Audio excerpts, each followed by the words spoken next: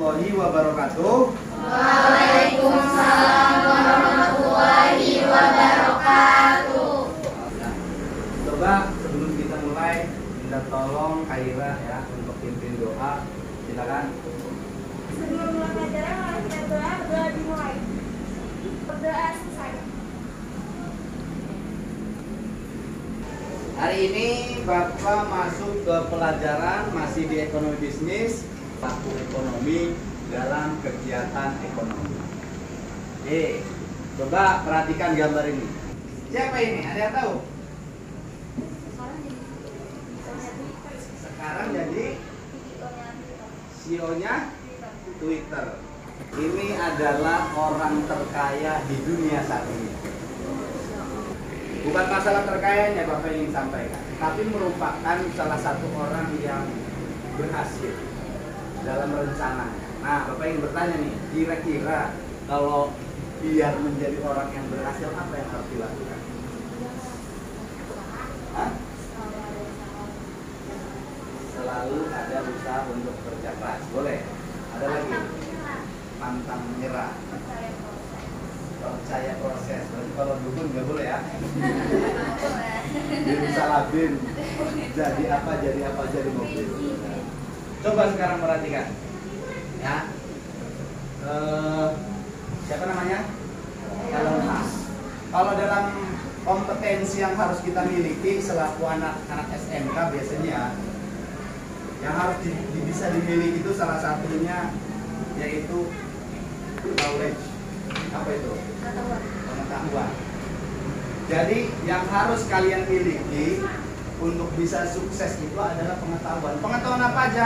Misalkan membuat kue, harus bisa bikin kue dari mulai bahan baku sampai selesai. Ya. Yang keduanya apa? Komunikasi. Bisa ini, tidak bisa nawarin. Jadi harus bisa komunikasi, harus bisa problem solving. Tahu problem solving? Apa? Pemecahan masalah. Jadi jangan takut untuk memulai. Jangan takut hidup, ya kan? Kalau takut hidup, mati sekalian. Nah, kata Pas Kibra kan begitu kan? Makanya jangan takut makanya jangan takut melaksanakan. Kalau takut melaksanakan, ya udah matiin sekalian. Kalau misalkan kalian punya rencana, kalian laksanakan, ada dua pilihannya, berhasil dan gagal.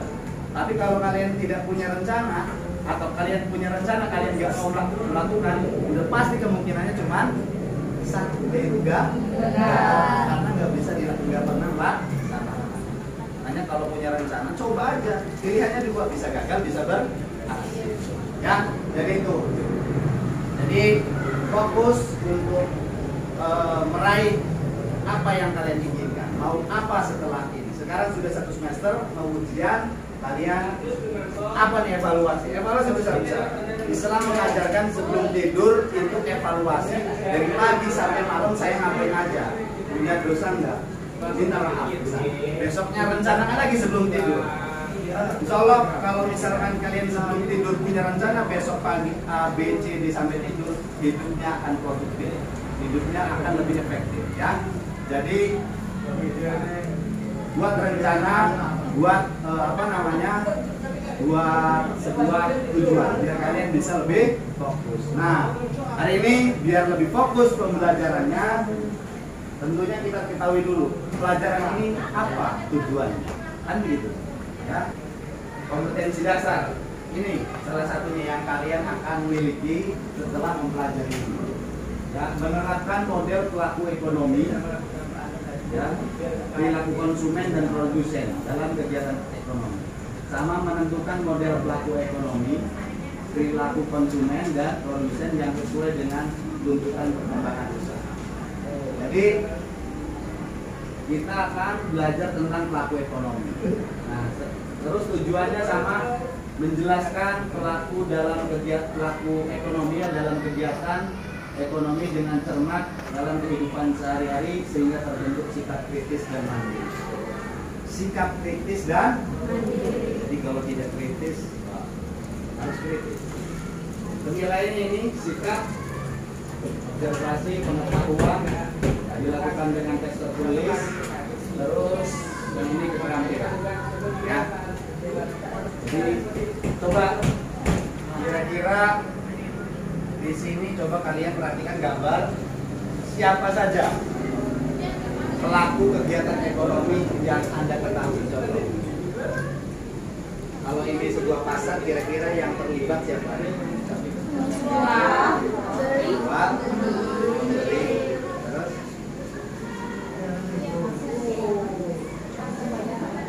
penjual dan pembeli. Nah, coba sekarang ada lagi nggak selain itu? Penjual itu istilahnya apa? Produsen. Kalau pembeli istilahnya? Jadi konsumen dan produk. Oke. Ini tadi produsen dan konsumen. Ada ya? Oke. Di sini apakah gambar tersebut termasuk ke dalam pelaku kegiatan ekonomi? ya, Termasuk. Ini melakukan apa gambar yang di sini? Untuk di apa? Dikonsumsi. Kalau yang ini? Membuat. Untuk di apa? Dijual. Oke ya. Sekarang begini. Coba kalian Bapak akan kasih LKPD ya. LKPD-nya biar dilihat. Siapa Nisa? Terus sekarang begini, dalam kegiatan produksi, ya, dalam kegiatan produksi ada yang terlibat lagi nggak selain produsen? Nih, kalau misalkan kita bikin rumah, boleh kan di tanah kita? Nah, sekarang siapa yang membolehin itu? Nah, pemerintah. Nah, sekarang karena pemerintah itu membuatkan layanan, maka otomatis ini wajib bayar pajak. Jadi pemerintah bentuknya ke masyarakat atau bentuknya ke produsen itu adalah layanan, dan produsen ke pemerintah itu pajak. Begitupun konsumsi atau konsumen ya. Jadi pemerintah membuat aturan, membuat layanan, konsumen wajib bayar pajak. Nah, sekarang sampai sini ada yang ditanyakan nggak? Berarti pelaku ekonomi ada berapa tadi? Konsumsi atau konsumen, produsen, pemerintah. Ya, sekarang coba perhatikan. Coba Anda analisis, membaca. cobalah Anda analisis alat komunikasi yang Anda miliki. Apa nama mereknya dan berasal dari negara mana? Dan ketika alat komunikasi sampai ke tangan Anda, siapa saja pelaku-pelaku ekonomi yang terlibat dalam kegiatan ekonomi tersebut? Oh ya, bisa dipahami sampai sini tugasnya? Silahkan didiskusikan ya.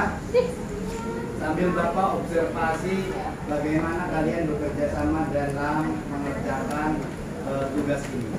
Bapak kasih waktu yaitu 10 menit. Ya. Silakan dari sekarang.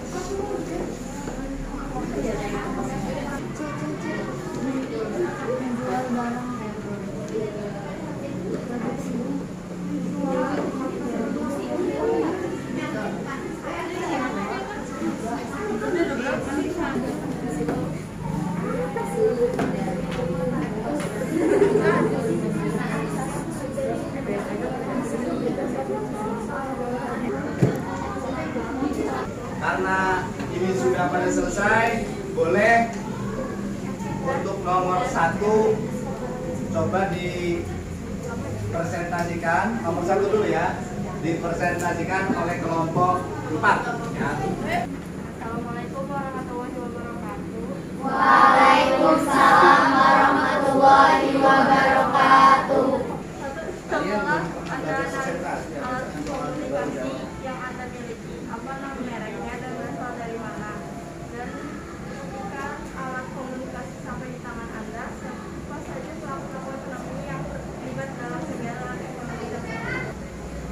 yaitu merek HP Oppo. Berasal dari Tiongkok, pelaku-pelaku yang terlibat ada 4, yaitu RTP, RTK, pemerintah, dan MTLM.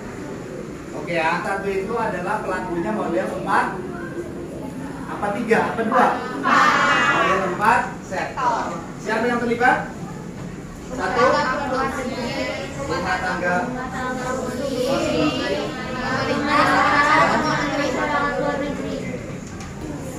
Sekarang begini, berikan kesimpulan tentang pelaku ekonomi dan perilakunya dalam kegiatan ekonomi. Bapak mau tanya. Ya, Bapak mau tanya. Kesimpulannya Bapak tanya. Peran rumah tangga konsumsi ya, ke masyarakat luar negeri itu kira-kira apa perannya, Devi Damayanti? Mereka ekspor faktor produksi. Ekspor faktor. Oke ya, jadi Bapak anggap semuanya sudah paham ya? Sudah ada keterangan? Berarti saatnya evaluasi pembelajaran. Evaluasi pembelajaran sekarang isi di link, waktunya 5 menit. Linknya ada di HP-nya Lina, di kiri.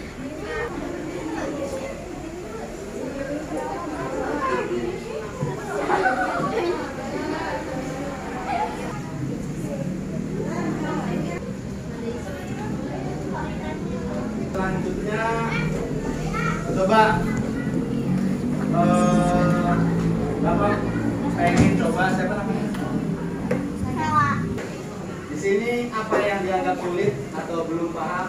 Apakah ada yang sulit? Dan yang kedua, manfaat apa yang dapat diambil dari materi yang dipelajari? Coba silakan. Menurut saya ada beberapa materi yang saya masih anggap sulit dan saya belum pahami itu. Kadang agak keliru Pak, yang diimpor sama yang diekspor. Kalau yang dibuat FLN gitu. Terus kira-kira apa yang dapat diambil dari pelajaran? Manfaatnya saya dapat mengetahui tentang peran-peran dalam kegiatan ekonomi, juga siklus perputarannya. Cukup. Oke, terima kasih ya. Ya. Baik, tadi ada teman kita katanya yang sulit masalah ekspor sama impor. Ekspor itu dari luar ke dalam apa dari dalam ke luar? Dari dalam ke luar. Ya, kalau masalah bingung antara faktor produksi dan barang dan jasa, kalian ya perlu diingat kalau ekspor faktor produksi berarti itu kita dari luar, dari dalam keluar, berarti dari dalam itu yang punya faktor produksi siapa? Masyarakat atau rumah tangga konsumsi. Kalau ekspor faktor produksi itu berasal dari rumah tangga konsumsi. Nah, kalau ekspor barang dan jasa berarti dari perusahaan, gitu ya. Kalau impor faktor produksi berarti untuk perusahaan. Kalau impor barang dan jasa berarti untuk siapa? Barang dan jasa untuk konsumsi. Masa barang dan jasa untuk produksi mau diapain lagi udah jadi kan? Oke, selanjutnya terima kasih. Hari ini kita sudah melakukan pembelajaran terkait pelaku atau peran pelaku kegiatan ekonomi. Bapak minta coba di situ saja pimpin doa penutup Anissa. Silakan Anissa pimpin doa. Untuk mengakhiri pelajaran hari ini, mari kita berdoa. Berdoa dimulai.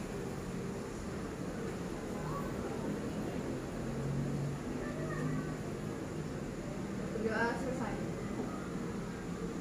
Oke. Baik, terima kasih semuanya. Bapak akhiri. Assalamualaikum warahmatullahi wabarakatuh.